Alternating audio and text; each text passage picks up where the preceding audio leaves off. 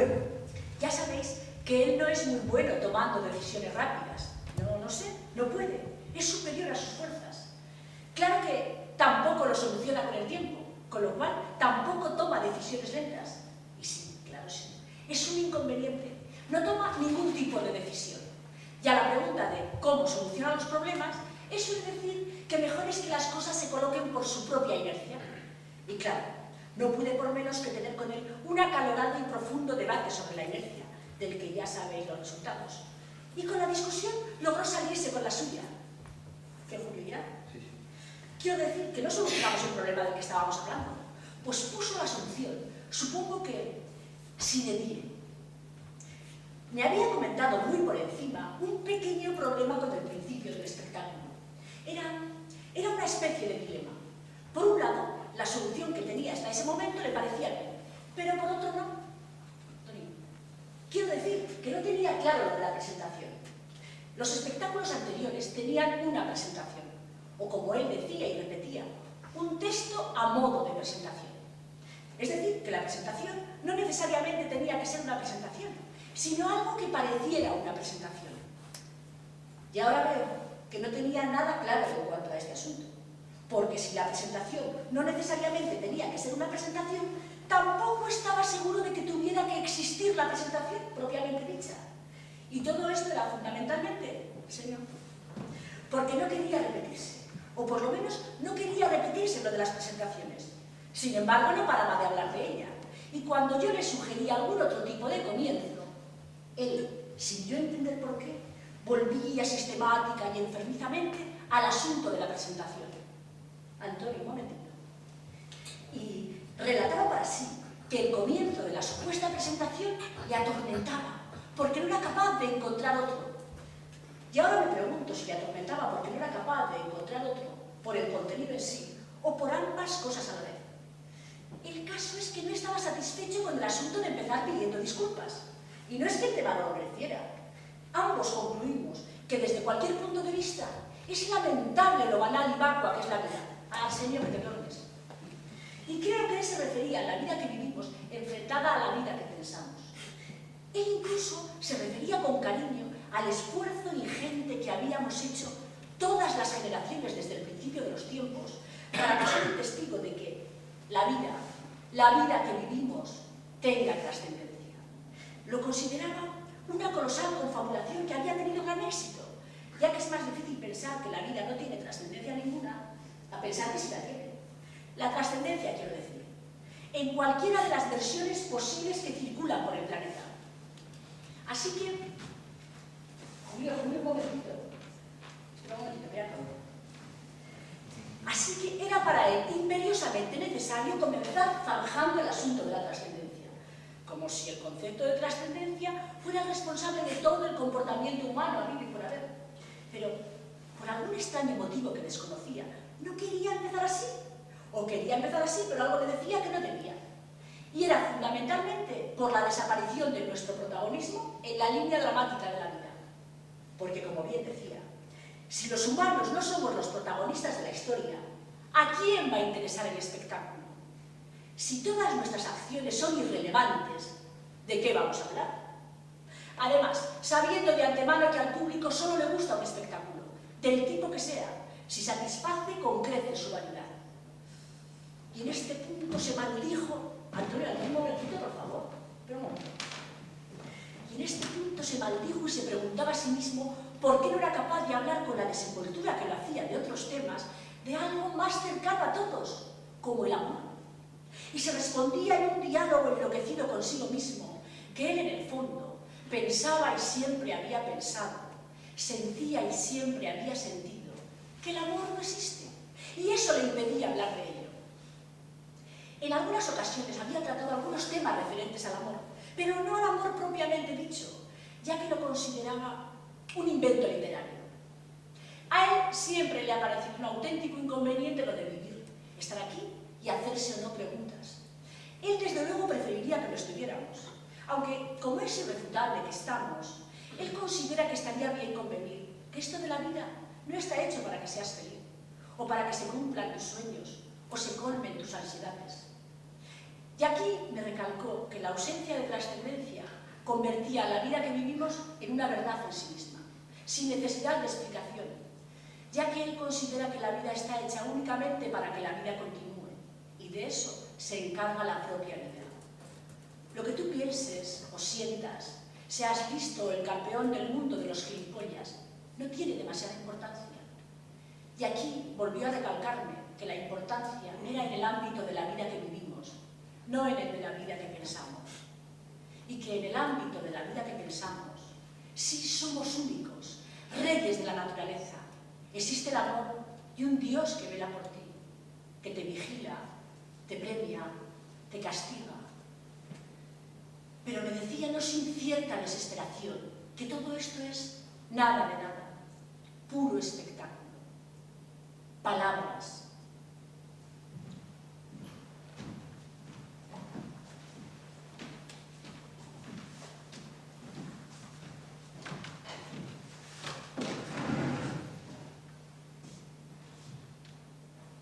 Dejo de hacer cosas cotidianas, como comprar el periódico.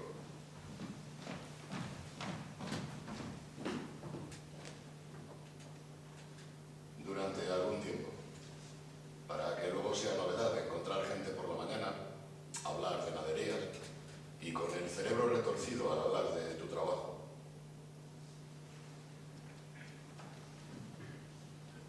Vuelvo a las cosas cotidianas, dejo de hacerlas, dar un paseo,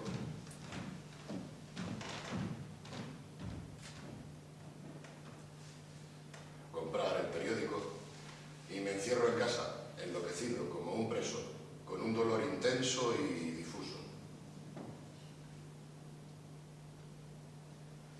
No deposito en nada concreto mi mirada y ciertamente indolente coqueteo con la posibilidad de que la vida me pase por encima. Y juguetón imagino que quedaría después. Algún botón del vaquero y una mirada divertida que guardaba en el bolsillo izquierdo.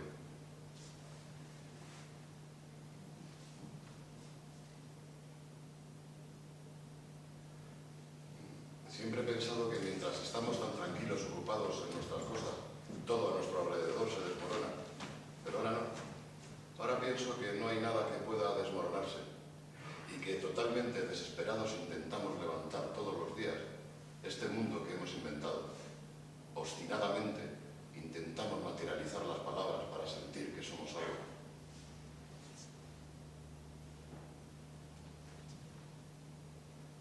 Pienso que si un día cerramos los ojos todos, nos daremos cuenta de que la pregunta si es posible vivir está sin responder y de que al abrirlos veríamos que no hay nada. Oye, sois unos cabrones, ¿eh?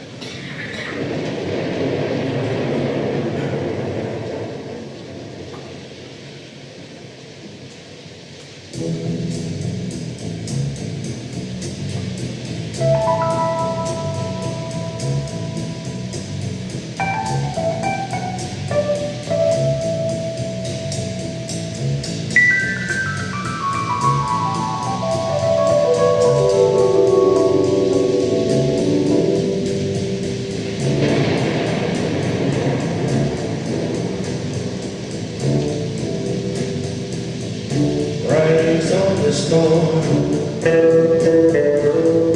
riders on the storm,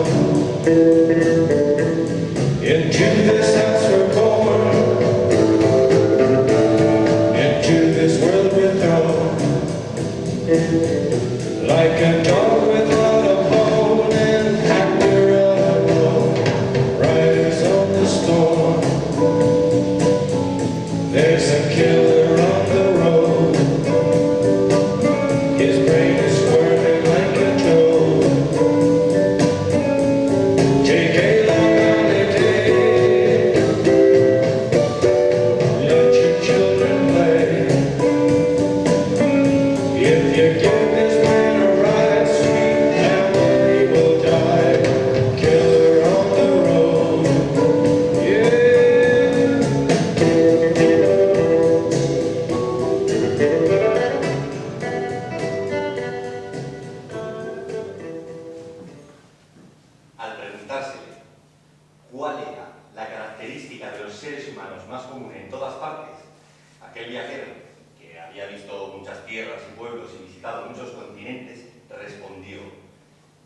inclinación a la pereza. Así comienza, aunque tal y como yo lo veo es más bien un final, una conclusión, pero no voy a corregir a Nietzsche, y no es un libro, sino un artículo, mejor dicho, un ensayo titulado De Schopenhauer como educador. Él escribe que todo hombre sabe con certeza que solo se halla en el mundo una vez, y sabe que solo puede ser así, pero lo oculta y vive de otra manera, como si le revolviera la conciencia, y lo hace por el temor al prójimo que le impone la convención, y en ella se oculta. Y dice que los hombres son más perezosos que cobardes, y que lo que realmente temen son precisamente las molestias que les supondrían una sinceridad y una desnudez incondicionales. Personalmente creo que existen dos tipos de mártires. Están los que sufren falta de vida y los que sufren sobreabundancia de vida. Y todos atados inexorablemente a la cadena de opiniones de los demás y al temor. Y dice que la vida es absurdo y desolación sin esa liberación, y que no existe otra criatura más vacía y repugnante en la naturaleza que el hombre que se aparta de su genio, que se niega a recorrer el camino que solo él puede andar, y que al final es completamente ilícito atacar a alguien así, puesto que no es más que un envoltorio exterior carente de contenido. Además, si te fijas un poco, ves que la conducta y las actividades de los seres humanos, la vida que vivimos, no se diferencia demasiado del comportamiento animal. Quizá la tecnología y los trabajos más avanzados nos puedan llevar al nivel de superchimpancé. De hecho, podemos observar cómo la distancia, la diferencia entre Platón o Nietzsche y el humano normal es mayor que la brecha entre este y el chimpancé. Y dice que grande ha de ser la repugnancia de las generaciones futuras al hacerse cargo de la herencia de una época en la que no gobernaban hombres vivos, sino apariencias humanas con opinión pública. Camino por las calles nuevas de nuestras ciudades y pienso que de todas esas horribles casas que ha construido la generación de los que opinan públicamente, no quedará nada en pie dentro de un siglo, y que también entonces se habrán derrumbado las opiniones de esos constructores de casas. Es penoso que se haya equivocado. Las opiniones de esos aparentes seres vivos prevalecen a lo largo del tiempo sin que nadie pueda hacer nada al respecto. Ser un espíritu verdadero, un auténtico artista, un santo o un filósofo, rara vez se logra. Y dice que el hecho de que seamos únicos, con un único tiempo y una única vida, debería alentarnos a vivir la vida según nuestra propia medida y conforme a nuestra propia ley, ser los verdaderos timoneles que rigen nuestra vida. ¿Por qué entonces depender de ese pedazo de tierra, de esa profesión? ¿Por qué pararse a escuchar lo que dice nuestro vecino? Existe en el mundo un único camino que solo tú puedes transitar. ¿A dónde conduce? No preguntes, síguelo. ¿Pero por qué lo hacen tan pocos? ¿Por qué la historia de la evolución no son historias de progreso, sino de estancamiento eterno? No se han desarrollado mejores valores. Los griegos hace 3000 años estaban tan avanzados como nosotros. ¿Qué impide que la gente logre siquiera alcanzar su verdadero potencial? La respuesta a esto puede estar en una pregunta. ¿Cuál es la característica humana más universal? ¿El temor o la pereza?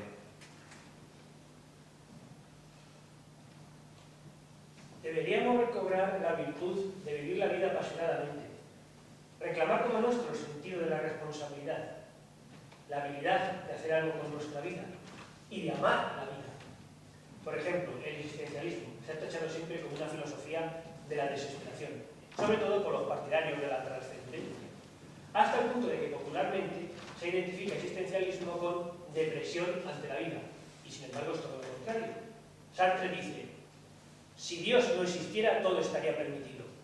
Este es el punto de partida del existencialismo, y en consecuencia el ser humano está abandonado, porque no encuentra ni en sí ni fuera de sí una posibilidad de aferrarse. No encuentra ante todo excusas. No hay referencias a una naturaleza humana dada y fija.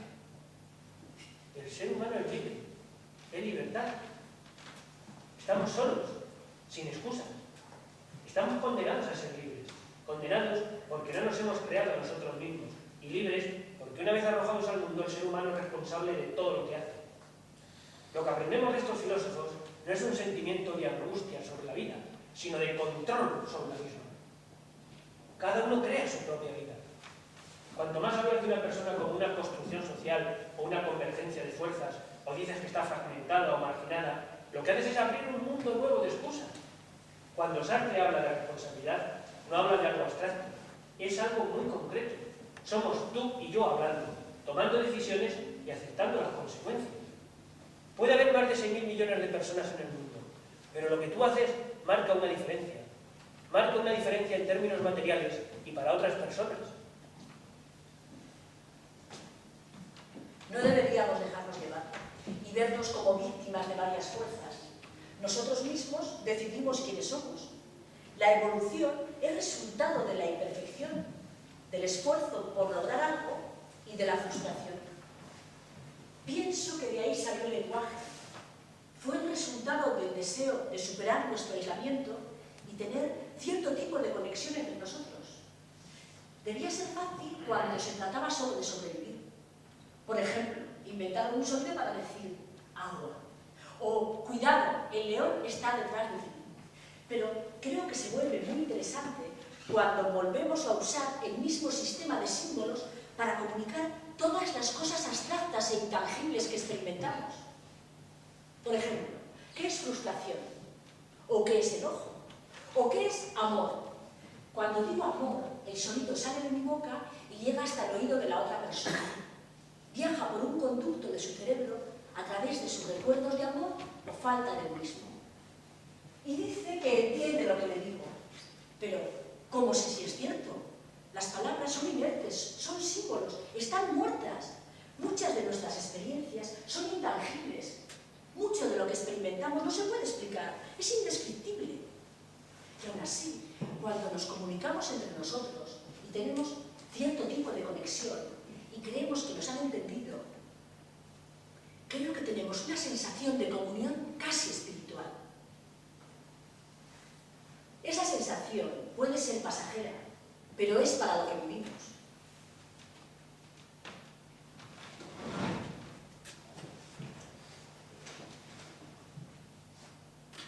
De todas las cosas que hemos inventado, la institución más repugnante, más vil, más destructiva y ponzoñosa es la familia.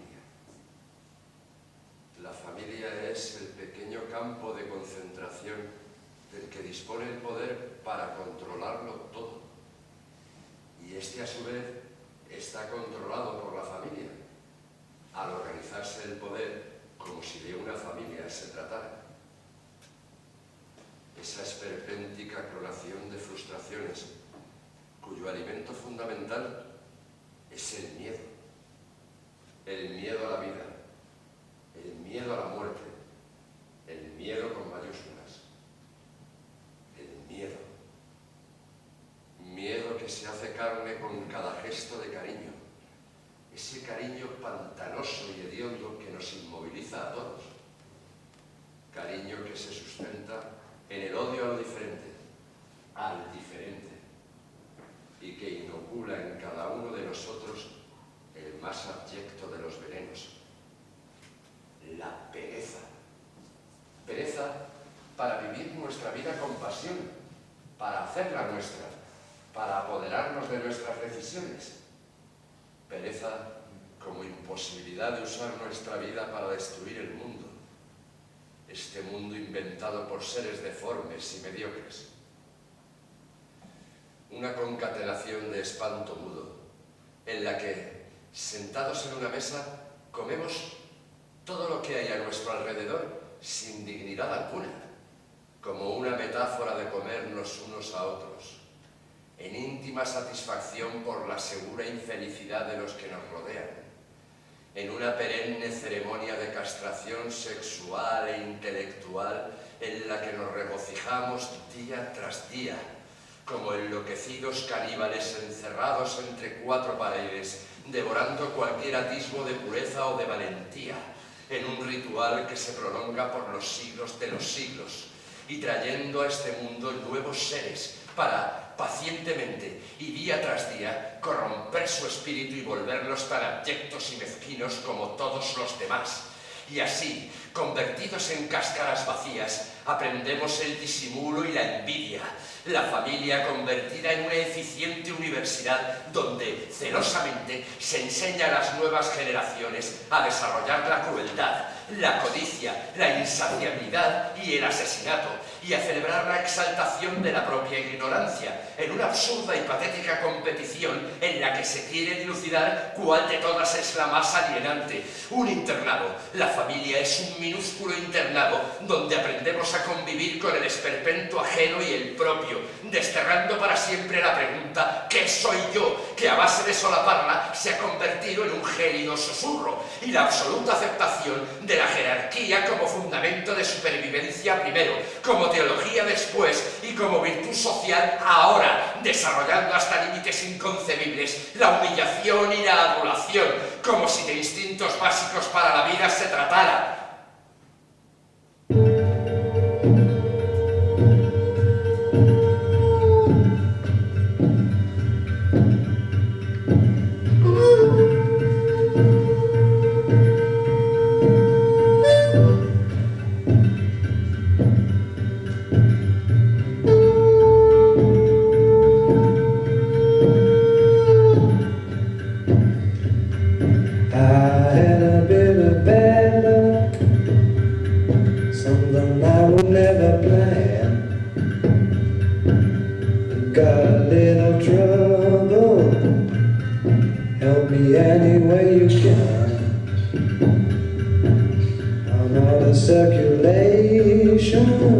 Take me to your medicine man.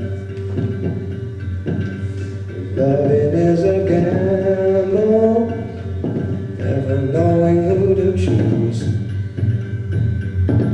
You find yourself a winner, then you find you pick to lose.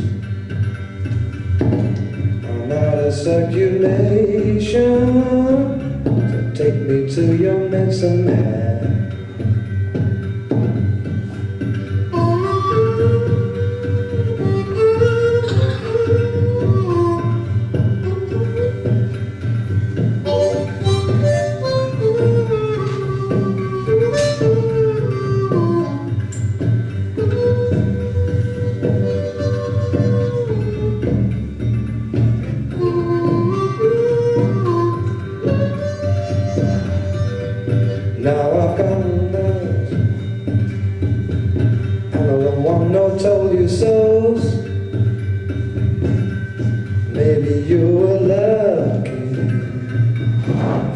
That's the way it goes. I'm out of circulation, so take me to your medicine man.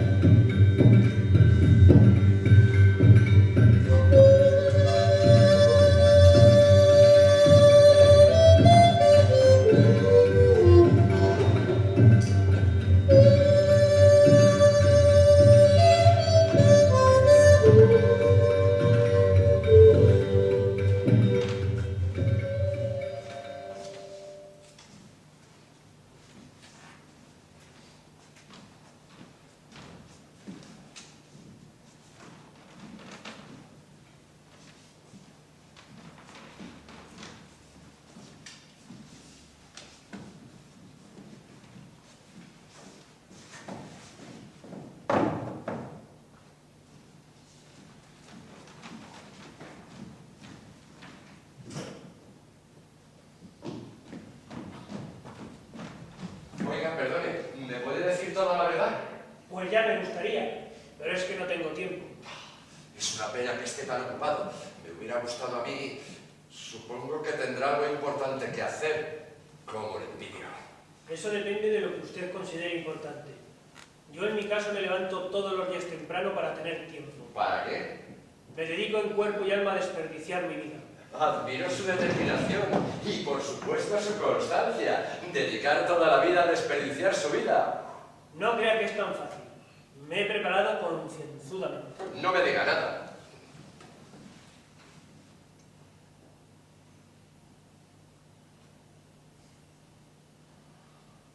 Es asombroso. Es usted incapaz de procesar la más mínima metáfora.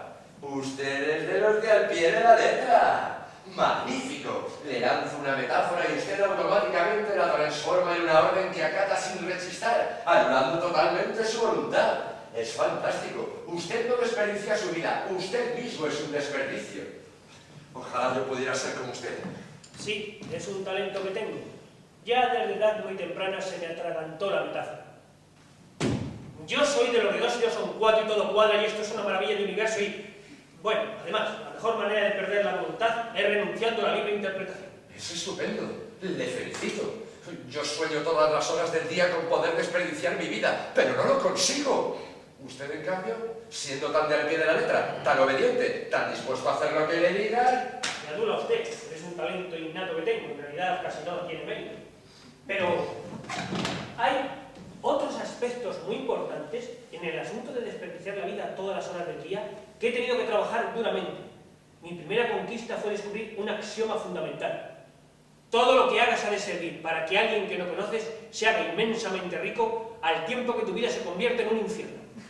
Ese es el primer axioma. No crea que es tan fácil. Tenga en cuenta que he recibido una educación moderna y liberal. Mis padres estaban empeñados en desarrollar en mí el libre albedrío y el talento creador. ¡Uy, qué mala suerte! En ese sentido no he sido más afortunado. Mi educación fue de lo más tradicional. ¡Qué grandes frases! Hay que hacer las cosas como es debido. Hijo mío, sacrifícate para el día de mañana. Vamos, que no he tenido que hacer muchos esfuerzos, solo dejarme llevar. Aunque a veces detecto en mí un conato de rebeldía que me trae por la calle de la amargura. ¿Lo ve? No es tan fácil ser totalmente manipulable. Siempre queda algún resquicio de iniciativa, de voluntad, que hay que queimar. Por eso lo mejor es hacer todo lo que te digan sin rechistar. Esa es la piedra angular de toda civilización que se precie. ¡Qué felicidad! Tener toda tu vida hipotecada, el cerebro vacío y dispuesto a lo que sea. Usted dirá lo que quiera, pero admiro en su actitud un talento nada desdeñable. Es usted un envidioso de cojones. Me adula usted. Pero sí, la verdad es que en ese sentido no me puedo quejar. La envidia es la piedra angular sobre la que se apoya mi conducta. No sabe lo gratificante que es vivir pendiente de lo que hacen los demás y copiarles. Pero nunca mejorarlo. Efectivamente. Ese sería el segundo axioma. La mediocridad. Estudiar para segundón, no tener talento ninguno. Y en caso de tenerlo, reprimirlo. A ser posible desde las edades más tempranas. Que todo lo que hagas sea detestable. Tu trabajo, tu familia, la forma de humillarte a tus superiores en el trabajo, la forma de humillarte a tu esposa y la de tus hijos. ¡Ah! Y un detestable coche oscuro que apenas te puedes permitir. Cierto, el oscuro es un color muy discreto y no queremos llamar la atención. Pero, amigo mío, tengo que corregirle. Más importante que el coche es tener una casa que no te puedas permitir. Una detestable y carísima casa en un barrio espantoso y con unos vecinos insoportables. Porque asociada con la casa viene su hipoteca. ¡Cierto! La máxima aspiración de alguien que desperdicia su vida es darle a sus hijos en herencia una buena hipoteca. Unos seres anodinos y mediocres como nosotros es la única forma que tienen de ser recordados. Además es hacerles un favor. Desde el momento que reciben la hipoteca, no más dudas, no más preguntas. ¡Qué bello gesto! Justo en el momento en el que comienzan sus vidas se le dan la hipoteca y ya saben lo que tienen que hacer para el resto de su vida. ¡Qué maravilla! Librarte de toda esa zozobra en esos momentos de juventud, intentando disfrutar de la vida. En un instante, ¡zas! ¡Se acabó! ¡Qué sencillez! ¡Qué trazo tan claro y tan limpio! Con un solo gesto se eliminan todas las incertidumbres y se les señala el camino a seguir. Oiga, es una maravilla hablar con usted. No es fácil encontrar personas tan convencidas y elocuentes en todo lo que respecta al asunto de al pie de la letra. Sí, pero tengo que tomar una decisión. No diga eso, no diga eso. Entiendo, sé que no es correcto ni ortodoxo, es un problema de la educación liberal. Pero, amigo mío, tenemos que terminar aquí la conversación. Estoy tan a gusto charlando con usted que me están entrando ganas de pensar. Eso no puede ser. Tenemos que cumplir con el tercer axioma. En caso de poder elegir entre dos posibilidades, elegir siempre la peor. Cierto, pudiendo estar mal.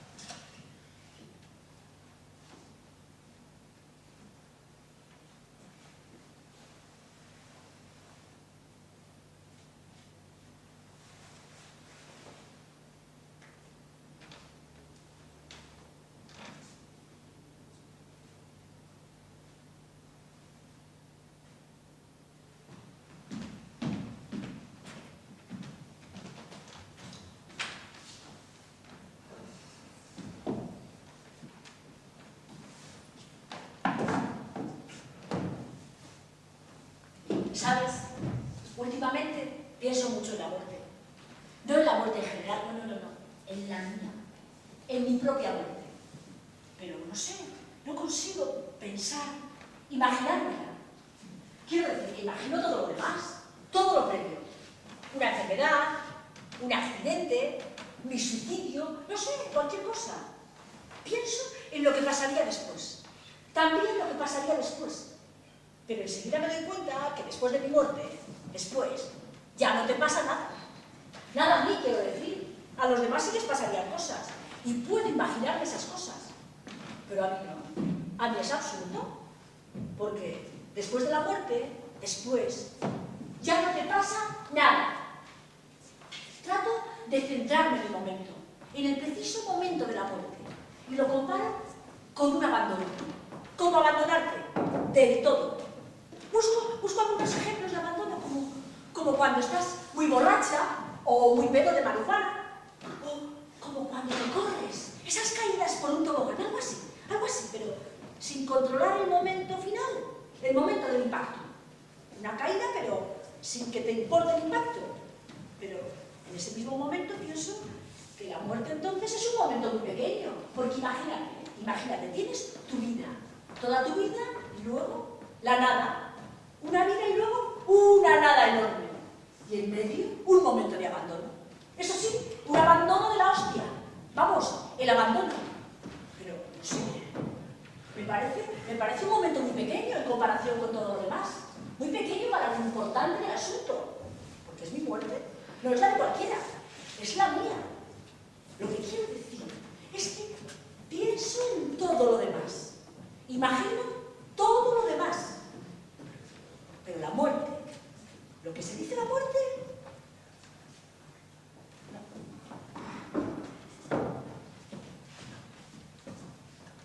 no sé por qué mientras te cuento todo esto, miras para otro lado.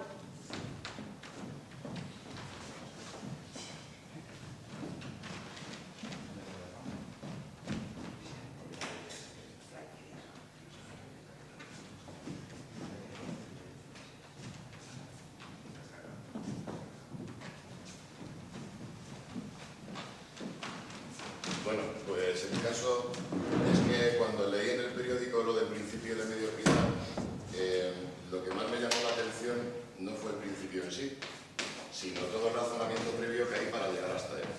Por ejemplo, la suave frialdad con que define la acción de la mente, como un suceso más de la historia que dura lo que dura, el tiempo que media entre su principio y su final. Y ya está. A mí eso me llamó poderosamente la atención, desde luego. El presente de la mente clasifica los sucesos en tres clases.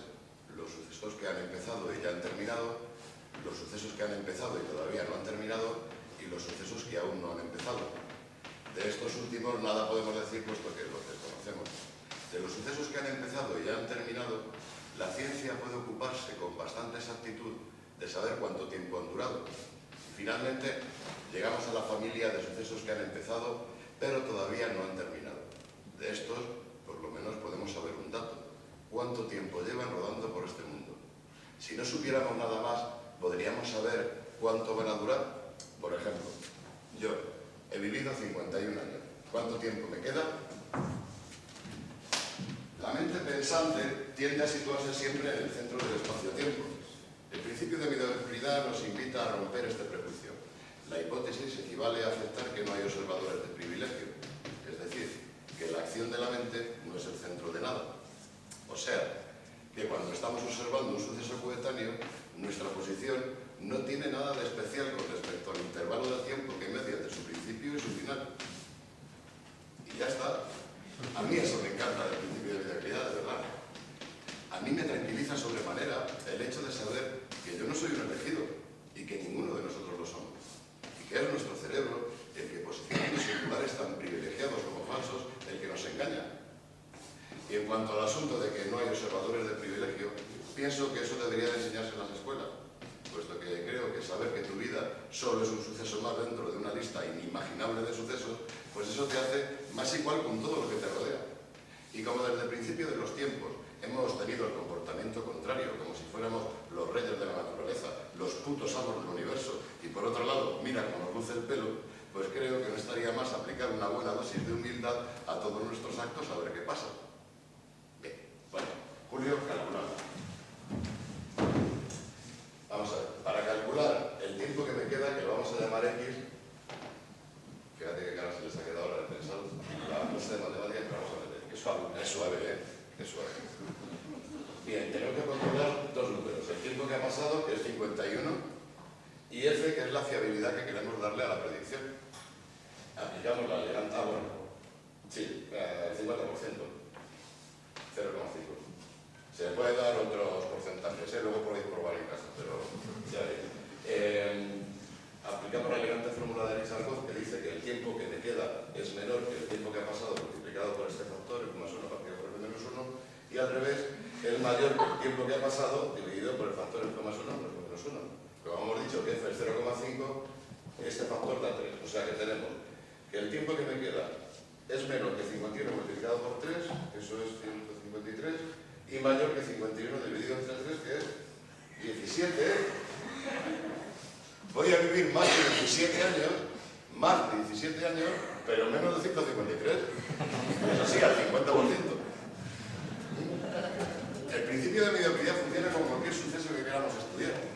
Richard Gott prefiere denominarlo el principio de Copérnico, en homenaje al científico que rompió con el prejuicio de que la Tierra era el centro del universo. El principio de mediocridad premia a sus usuarios. Aplicarlo no es precisamente un acto intuitivo, como habéis podido ver, pero parece que se esconde detrás de todas las grandes revoluciones. Por ejemplo, Darwin. La especie humana no ocupa un lugar central en cuanto a la evolución de la vida en este planeta. Digan lo que digan nuestras tradiciones. O Einstein. Una ley de la naturaleza no puede depender de las condiciones particulares del observador. El principio de mediocridad es un principio generoso y saludable. Para aplicarlo, solo tenemos que acordarnos de él y de un salto quitarnos del medio, aunque se trate de nuestra propia vida. Quizás así aprendamos algo.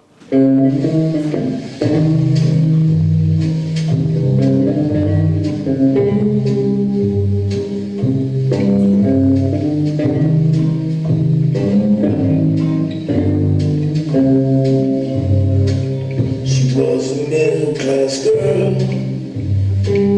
She wasn't over her head. She thought she could stand up in the deep end. He had a bulletproof smile.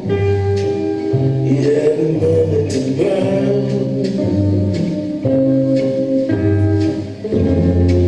She thought she had the moon in her pocket, but now she's dead.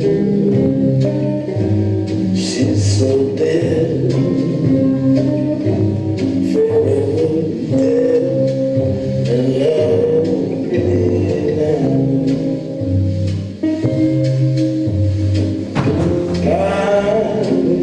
I've always been told to remember this.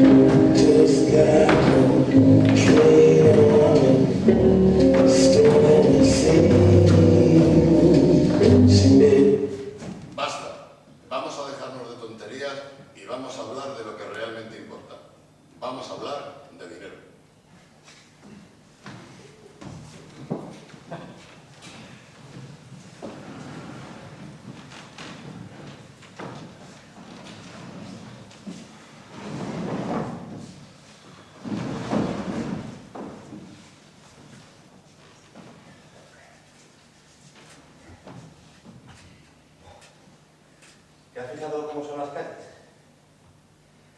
Las calles en general. Las calles por donde andas por la calle. Por la calle no se puede andar. No hay sitio para andar. Las aceras son cómodas, estrechas, del tamaño de un paraguas. Abierto. Pero la calle en sí, lo que es toda la calle, a saber, las dos aceras y el trozo de calzada, no es estrecho. Lo que es estrecho, estrecho por lo general, es la acera. Pero la calzada en sí, el espacio reservado para la circulación masiva de vehículos, no. Las calles no están hechas para los peatones, están hechas para los coches. Ellos tienen sitio, pero tú no.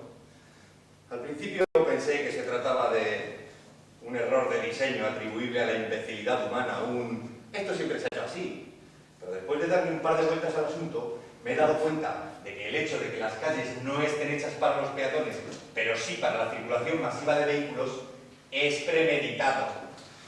Porque vamos a ver, un peatón, ¿qué hace por la calle que sea rentable para nuestra sociedad? Nada, anda, ¿y eso qué? En cambio, un conductor sí que hace. Un ser humano conduciendo un coche hace algo importantísimo para nuestro mundo.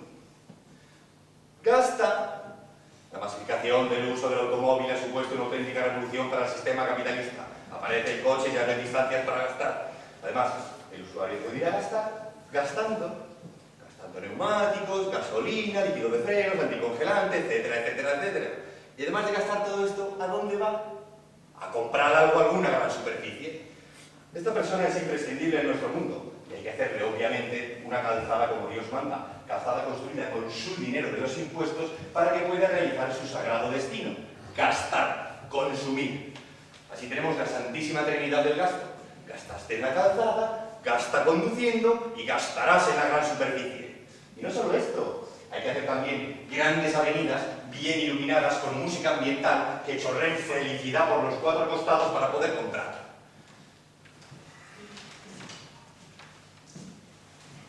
Ser peatón es absurdo. Es ser un marginal, una sombra paseando por aceras estrechas y mal pavimentadas. Siendo un peatón, no se es un ciudadano como Dios manda. Ser peatón, andar, solo tiene sentido cuando lo haces por una calle peatonal llena de comercios para ver detenidamente los escaparates o cuando lo haces por alguna gran superficie. Pero andar por la calle o un parque te convierte en un paria, en un objeto inútil. Cuando me di cuenta de esto, le puse solución inmediatamente. He dejado de ser peatón. No quiero vagar sin sentido por las calles. Quiero ser un ciudadano de primera. Voy en taxi a por el pan. En cuanto salgo de casa compro lo que sea. Y ahora estoy mucho mejor. Mucho mejor.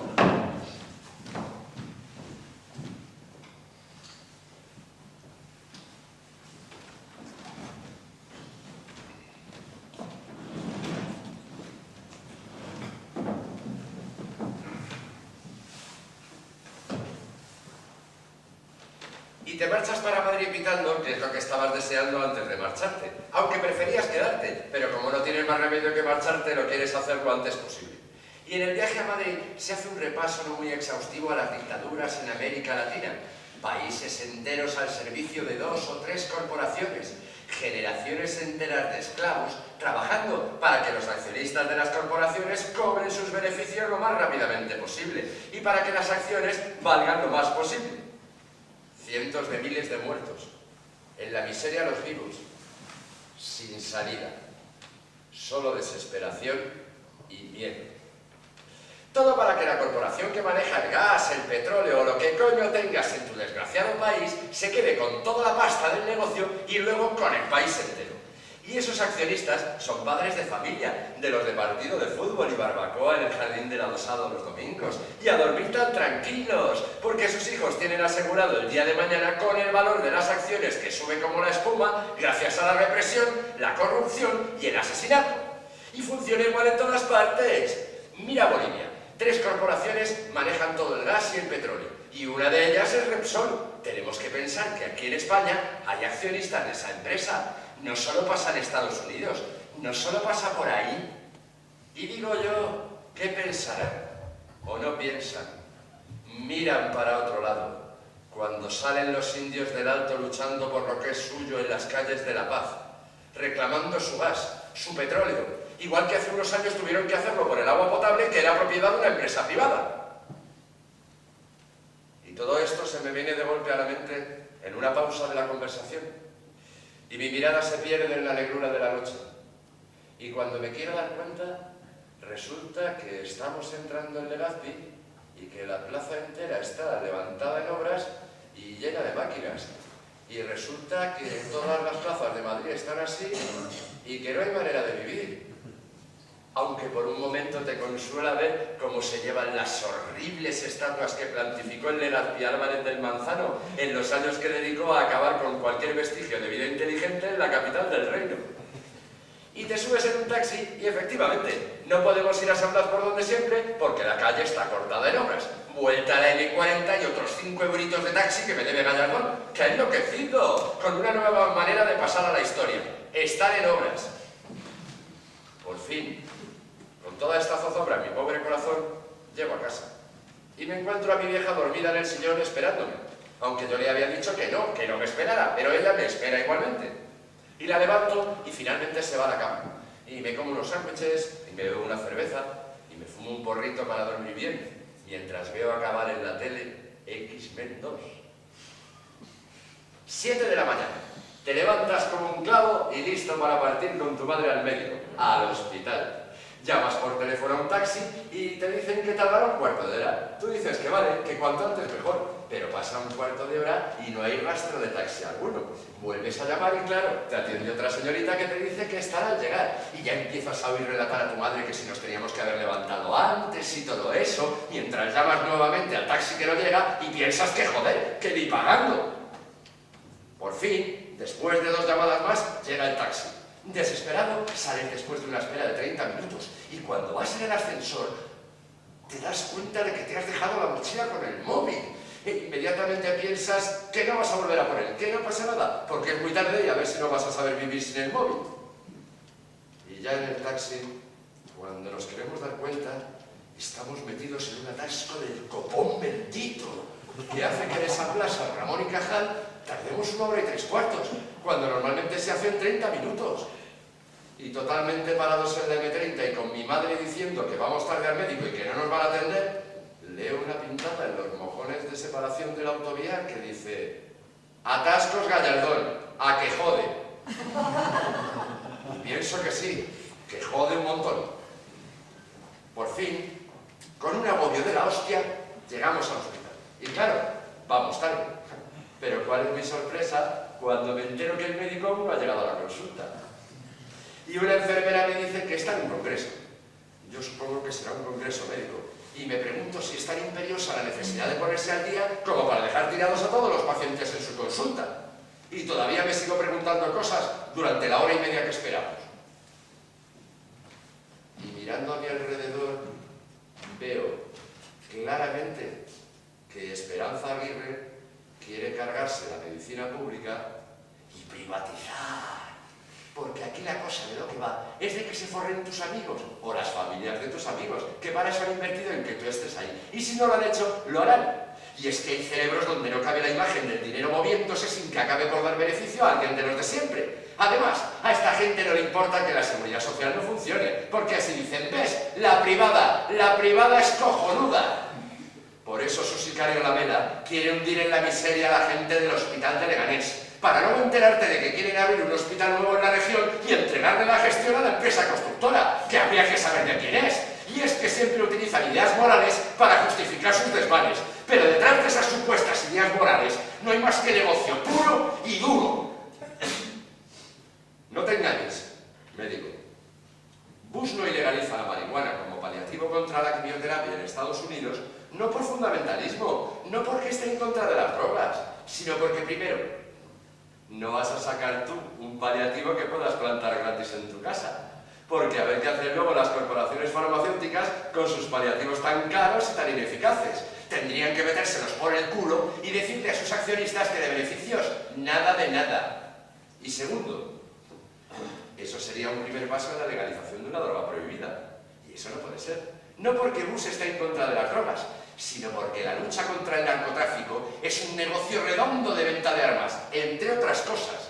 Es más, podríamos decir que si el tráfico de drogas desapareciera, el sistema económico se vendría abajo. Y así, en este falso equilibrio, por un lado se gastan miles de millones en reprimir el tráfico de drogas, pero por otro el tráfico es incesante, se forra mucha, pero mucha gente. De esa que ante una hecatombe planetaria solamente ve una oportunidad de negocio. Por fin, el médico nos atiende en la consulta. Y lo primero que dice es que mi madre no tiene nada de tiroides y que por qué se la han mandado a él. Lo dice como si fuera una maldición o algo así. Yo pienso que ya empezamos. Y antes de poder hablar, mi madre coge suavemente la mano del médico y muy dramática le dice que está muy mala y que le tiene que atender. El médico, que está muy nervioso, no sabemos si por las conclusiones del Congreso o por alguna otra razón, dice que bueno, que vale, que está bien, que hay que hacer un análisis de sangre. Y luego más tarde, en casa de mi madre, mientras me tomo una cerveza, me pregunto qué coño de vida es esto.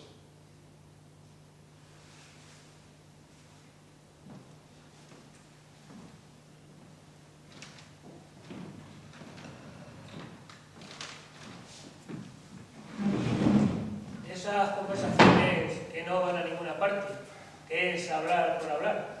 Los temas se van hilando uno con otro inevitablemente, como si fuera premeditado. Y como el objetivo es no decir nada, pues eso, cuanto más temas mejor. Y hablando, que si el agua, que si la sequía, que si este año no llueve, que si los embalses, que si hay que ahorrar agua, que si yo ahorro agua, me preguntan. En mi cabeza se imagina un enorme bidón donde la ahorro. El agua, quiero decir. Me imagino que ahorro tanta que el bidón rebosa y empieza a caer el agua y todo se desparrama y el bidón. Y yo le digo que no ahorro agua. Quiero decir que no hago nada especial para ahorrar agua. Y entonces como si fuera el antiguo campeón de ahorro de agua de alguna anterior sequía, me pregunta que si yo al afeitarme limpio la maquinilla en el chorro del grifo lo hago en un laguito en el lavabo. A mí eso del laguito siempre me ha dado un poco de asco. Se va llenando de pelos, de trocitos minúsculos de pelo de barba, todos iguales, diminutos y negros, en un trocito de agua oleaginosa por efecto del jabón de afeitar. Y yo le digo que no, que yo soy de chorro, de a chorro limpio. Eso es desperdiciar agua, me dice. Yo le digo que sí, que es cierto. Y que aunque creo que yo no gasto demasiada, yo no ahorro agua por convicción. Y que al realizar la acción negativa de no abrir el grifo, me gustaría saber qué pasa con ese agua que no consumo, saber a dónde va. Al fin y al cabo diríamos que ese trozo de agua que deliberadamente decido no consumir, de alguna manera es un poco mío. Y él me dice que soy un cínico y que hay que cuidar del agua, que es un bien escaso. Y yo, que ya me voy calentando, le digo un poco en voz alta para que se dé cuenta de que me está tocando los cojones, que de qué sirve que yo ahorre mi trozo de agua del afeitado o de lo que coño sea, si en cualquier otro sitio algún cabrón abre el grifo y llena de agua su piscina. Y ahora me imagino zambulléndome en una piscina recién llenada de agua fresquita. Y en mi imaginación no solo no siento remordimiento alguno, sino que pienso que no tengo piscina y que probablemente nunca la tendré, pero que si alguna vez la tuviera nunca invitaría al gilipollas que me está hablando. Cuando dejo de pensar esta tontería, me imagino cientos de chorros de agua regando un puto campo de golf. Agua cristalina sobre el uniforme césped verde. Y yo con mi pocito de agua sucia, no te jodes. Y añado que considero que cuidar del agua es reprimir a todos esos neapilas que andan forrados de pasta y que deambulan por los campos de golf con esos trajes incomprensibles y con los cerebros podridos de tanto pensar en el dinero.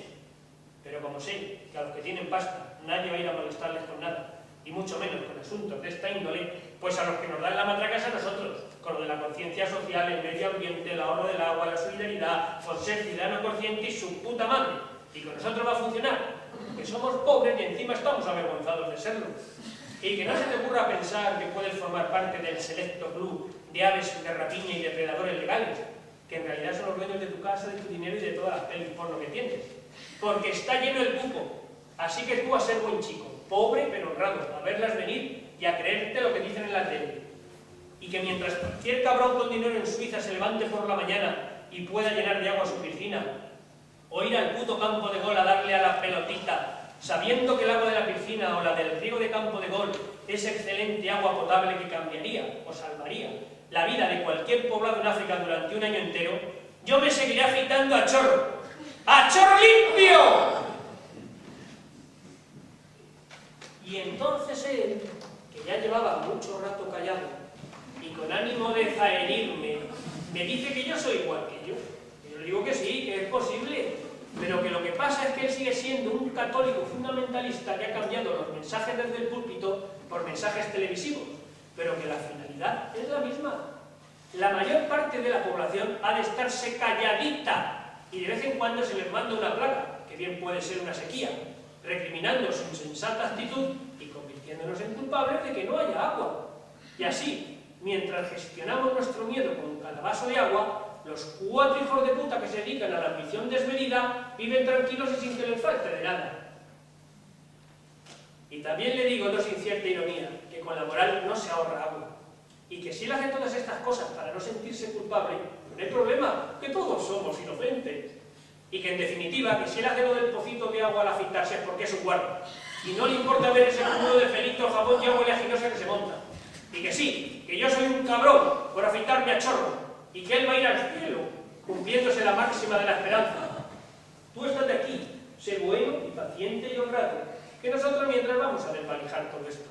Y tranquilo, que ya vendrá alguien a felicitarte por tu virtud. Y también le dije que si yo me afeito a chorro es porque quiero acabar con la esperanza. Y que yo ya había desechado la idea hace mucho tiempo de que alguien me iba a premiar por ser un buen chico.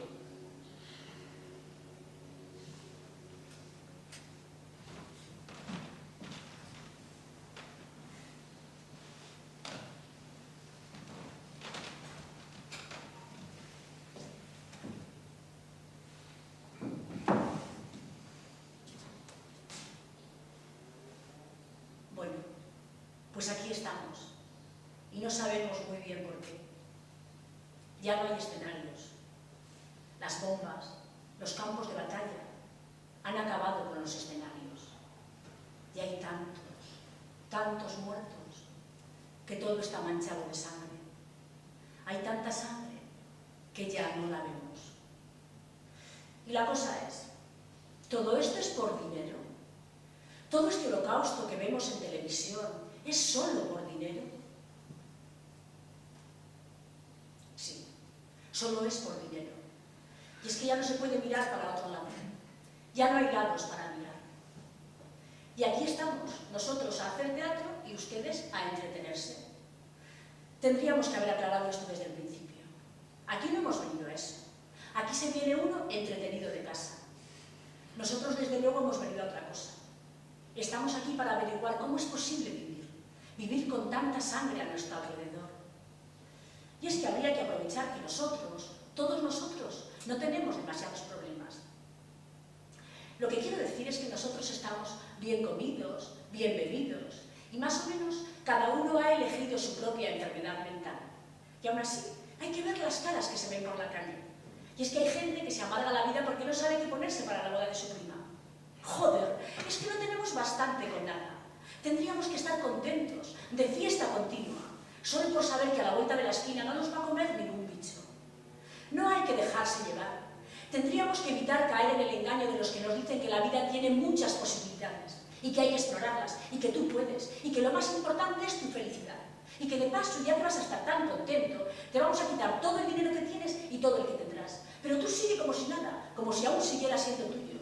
Haz planes y trabaja duro para tener un porvenir el día de mañana. Y sobre todo, no hagas lo que realmente debes hacer, que es nada, mirar y tratar de estar tranquilo contigo mismo. Porque esto de la vida no da para más.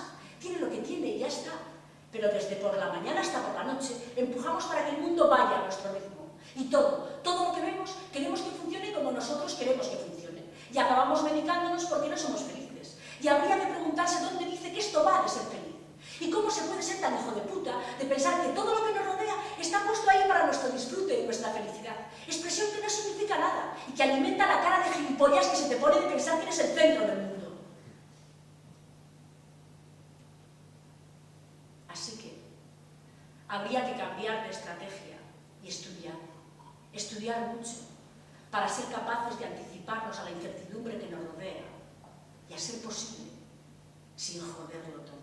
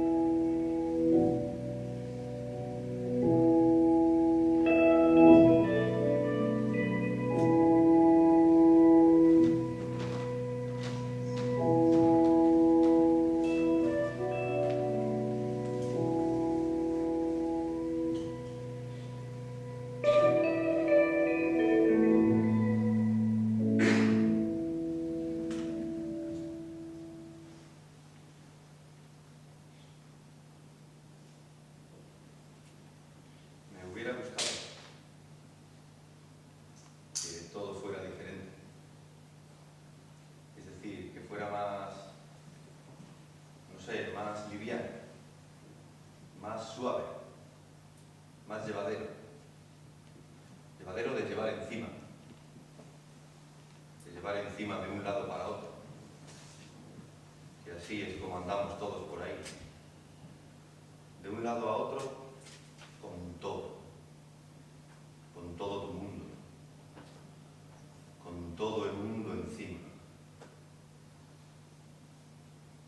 Y si bien es cierto que pesa, que a veces no es nada llevadero,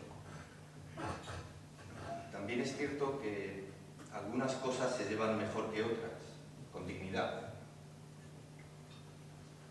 Creo que puedo llevar con dignidad la idea de que esta vida es única. Mi vida, eso es lo que quiero decir, que mi vida, esta vida que vivo, es única.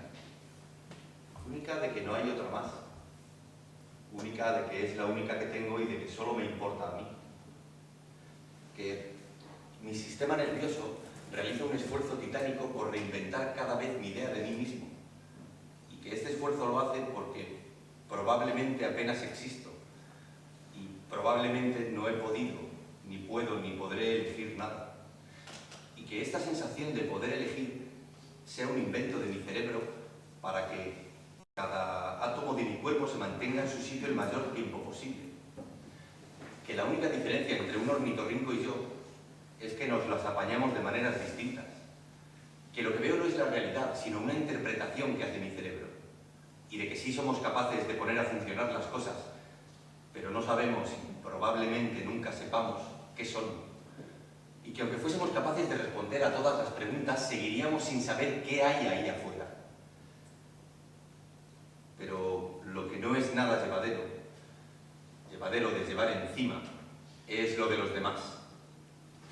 Cuando alguien trata de convencerte de algo con la mayor vehemencia posible, con toda la violencia que pueden guardar las palabras, no hagas caso. Es un puto cachondeo, una forma vil y repugnante de dominio.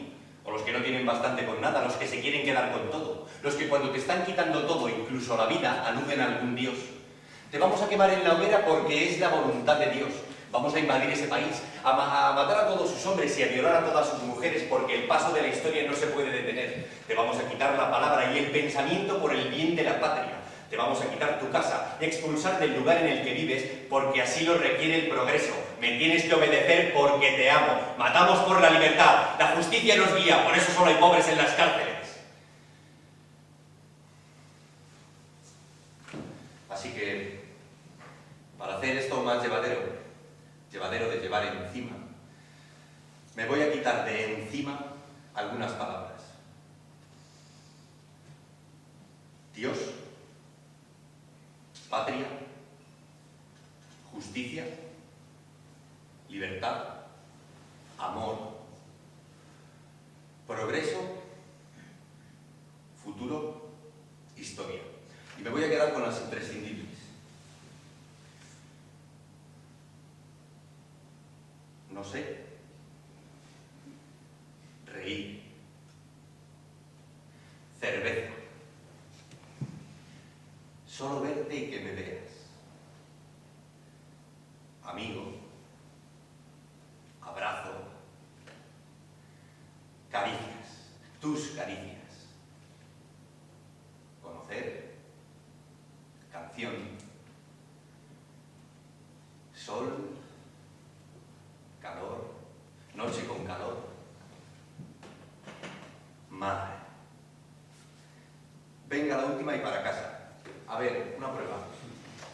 Ante la pregunta, ¿cree usted que el estatuto atenta contra la unidad de España? Respondo, cerveza. No está mal. No está mal.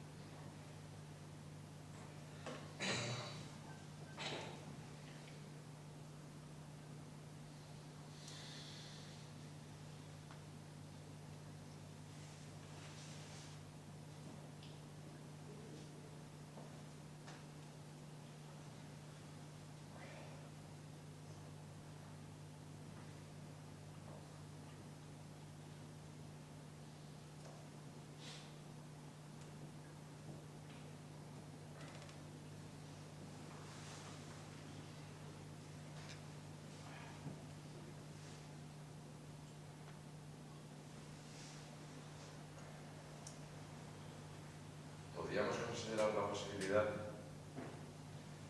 de ver si es posible vivir en este páramo, en esta nada que nuestro cerebro ha llenado de cosas.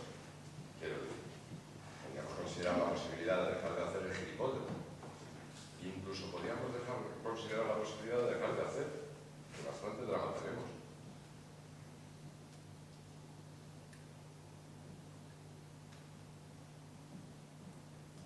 Sobre la persona más feliz de la tierra se cierne una sombra oscura. La sonrisa de la persona más feliz de la tierra es el oscuro preámbulo del drama más violento que puedas imaginar. La mirada llena de esperanza de la persona más feliz de la tierra se anegará en la catástrofe más violenta y aleatoria que puedas imaginar.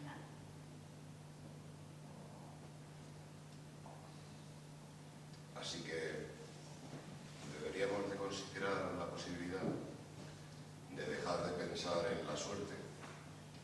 Finalmente, solo hay un tipo de suerte. Finalmente, solo hay que cambiar una letra a la palabra suerte. La primera. Finalmente. Lo que quiero decir es que deberíamos considerar la posibilidad de no dejarnos arrastrar sin reservas por los flujos químicos y dejar de mencionar algunas palabras como mejorar las cosas y todo eso.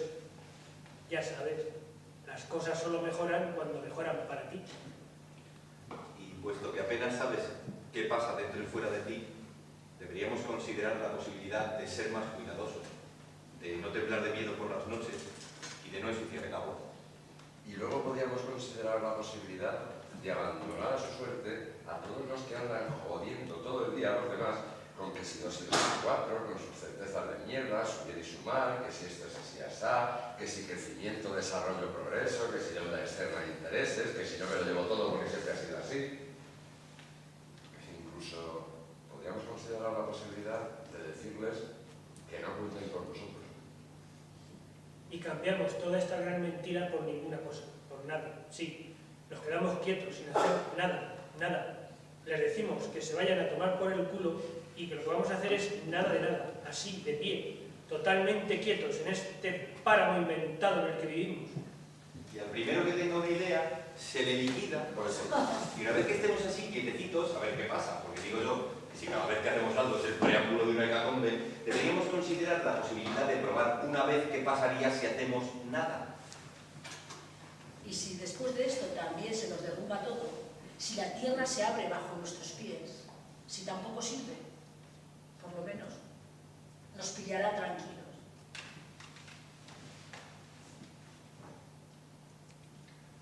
Pues no sé si lo sabéis, pero cada uno de nosotros tiene 3 cerebros. La base de lo que tenemos metido en el cerebro es el paleocortes, o corteza antigua, que equivale a un cerebro de reptil. En algún momento de la prehistoria sobre esto apareció el mesocortes, o corteza media, que equivale a un cerebro de mamífero desarrollado. Y más tarde, en alguna cueva habitada por el hombre de Cromañón, se supone que apareció el neocortes, o corteza nueva. Te traigo la pizarrita. Pues la deja por ahí afuera. No, esto es suave. El neocortes, por lo que sabemos, es el ordenador portátil más rápido, inteligente y fiable que conocemos. Lo es tanto que nosotros para vivir solo usamos un 10% de su capacidad. Ahora bien, resulta que complica notablemente nuestra naturaleza humana el hecho de que los 3 cerebros funcionan a la vez. Es decir, el paleocortes, el cerebro de reptil, se encarga de cosas como la territorialidad, la violencia jerárquica, la agresión, el celo, la sexualidad. El mesocortes, el cerebro de mamífero desarrollado, se encarga de cosas como la expresión, la cooperación, todo lo que tiene que ver con los estados emocionales, con la relación con el grupo. Y el neocortes, por lo que sabemos, es el responsable de toda la tecnología que conocemos y de palabras abstractas como patria, libertad y todo eso. En fin, yo creo que saber que compartimos esas 3 naturalezas, la naturaleza del reptil, la de conejo, la del lobo, la del ángel, puede hacernos o puede ayudarnos a entender un poquito mejor el tipo de mundo en el que vivimos. La poderosa influencia de las emociones sobre la razón se debe a que en la amígdala, en el cerebro, están instalados el paleocortes y el mesocortes, y desde ahí parten muchísimas más vías de conexión hacia el neocortes que al revés. Esto es así porque la emoción juega un papel fundamental en el cerebro. Se encarga de fijar qué es lo que es importante y lo que no. Entonces, yo creo que llegados a este punto no se nos puede escapar el problema. Nosotros no estamos gobernados por la razón, sino por las emociones. Desde la más baja estofa hasta la más interesante. Esto, no sé, puede estar bien en un cerebro de artista, ¿no? Pintor o cantante. Pero en el cerebro de algunos artistas que hay por ahí rodando por el mundo, no está tan bien. De hecho, cuando ponemos la tele y vemos el telediario, todas las noticias tienen que ver con la gestión del paleocortes, del cerebro de reptil. Violencia jerárquica, agresión, territorialidad. Así que, ante la posibilidad de pensar en un mundo diferente, un mundo mejor, no como este, la verdad es que creo que no podemos ser muy optimistas. Puedo imaginarme alguna solución de tipo individual o pequeña, pero algo global no. Por mucho que lo realicemos todos, siempre va a haber alguien que la joda. Así que, ante la pregunta de si es posible anular nuestra capacidad de destrucción y nuestra tendencia innata a utilizarla, ante la pregunta de si es posible ahora, en este momento, dar una respuesta, en este momento en el que la mayor parte de las especies del planeta, incluida la nuestra, están en pues sinceramente creo que no podemos ser muy